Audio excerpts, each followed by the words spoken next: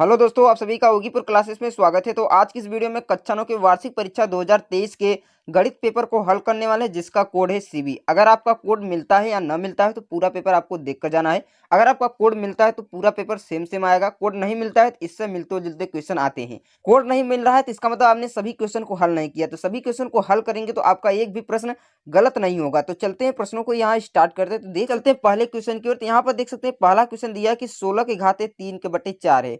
तो 16 की घाते 3/4 कैसे हल करेंगे? 16 को करते हैं 2 के पावर 4 कर देंगे और यहाँ है 3/4, 4 कैंसिल हो जाएगा और 2 के पावर 3 होता है 8। तो इसका आंसर कितना हो जाएगा? 8। ऑप्शन नंबर ए बिल्कुल राइट आंसर हो जाएगा। उसके बाद यहाँ पर दूसरा क्वेश्चन देख सकते हैं दिया हुआ है। दूसरा क्वेश्चन कह रहा है कि किसी बहुभुज के अंतःकोणों का योग कितना होता है? तो किसी बहुभुज को जो अंतःकोणों का योग होता है 2n-4 इंटू एक्स 90 डिग्री होता है। क्या होता है? 2n-4 गुणे 90 डिग्री। तो ऑप्शन नंबर सी बिल्कुल राइट आंसर हो जाएगा।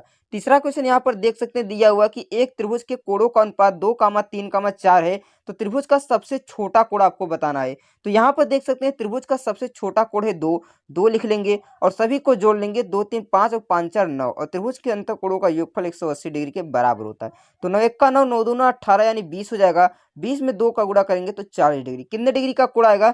40 डिग्री का आएगा। तो इसका ऑप्शन नंबर कौन सा? सी वाला बिल्कुल राइट आंसर हो जाएगा। उसके बाद 4 नंबर क्वेश्चन दिया हुआ कि एक समबाहु त्रिभुज का क्षेत्रफल 9 कड़ी में 3 सेमी स्क्वायर है, तो इसकी भुजा की आपको माप ज्ञात करना है। तो समबाहु त्रिभुज का क्षेत्रफल आप जानते हैं कड़ी में 3/4 भुजा स्क्वायर बराबर दिया है 9 कड़ी में 3 है। तो यहाँ से कड़ी में 3 कैंसिल हो जाएगा। 9 का गुणा 4 में करेंगे तो 36, ये स्क्वायर बराबर 36 हो जाएगा। 36 का वर्गमूल निकालेंगे तो कितना आएगा? 6 आएगा। तो कितना हो जाएगा? 6 सेमी हो जाएगा। तो कौन सा ऑप्शन सही हो जाएगा? ऑप्शन नंबर डी बिल्कुल राइट आंसर हो जाएगा। उसके बाद 5वां नंबर क्वेश्चन दिया हुआ कि एक घन का पार्श्व पृष्ठीय क्षेत्रफल कितना होता है?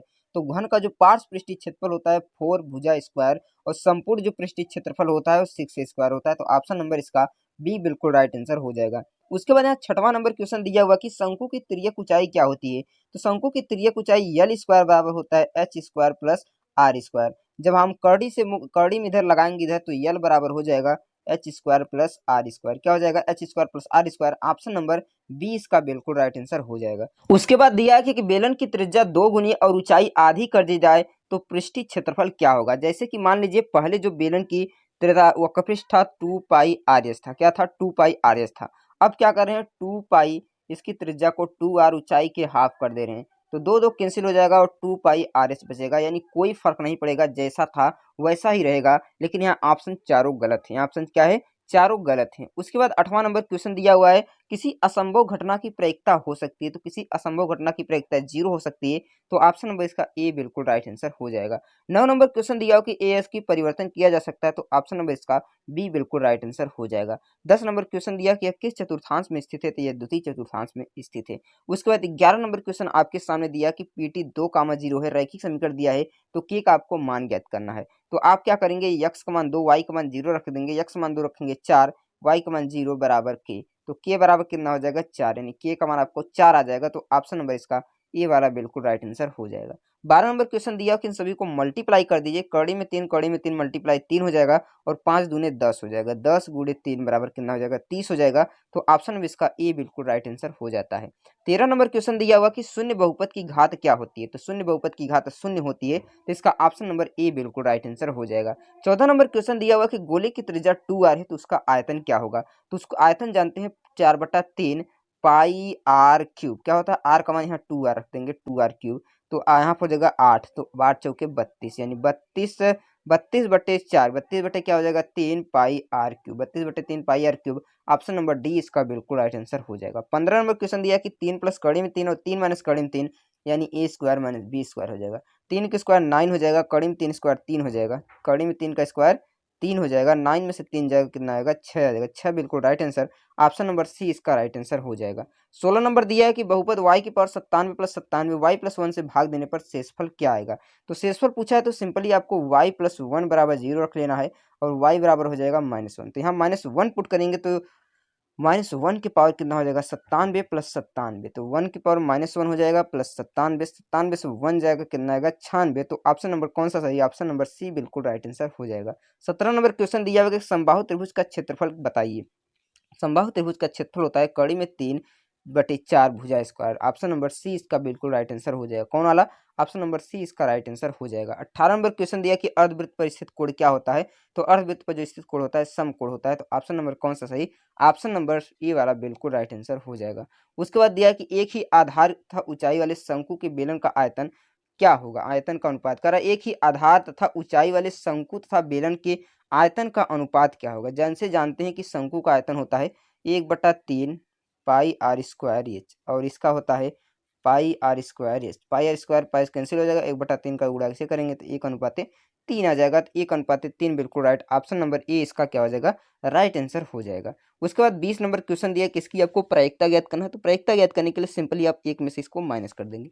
1 माइनस 0.37 कितना हो जाएगा? 63। ऑप्शन नंबर सी इसका बिल्कुल राइट आंसर हो जाएगा। खंड ख से प्रश्न दिया है, कहा है कि 5 प्रश्नों को हल करना है। कहा एक शंकु का व्यास 7 सेमी है, ऊंचाई 22 सेमी है, तो इसका क्या करना है? आपको पृष्ठीय क्षेत्रफल ज्ञात करना है।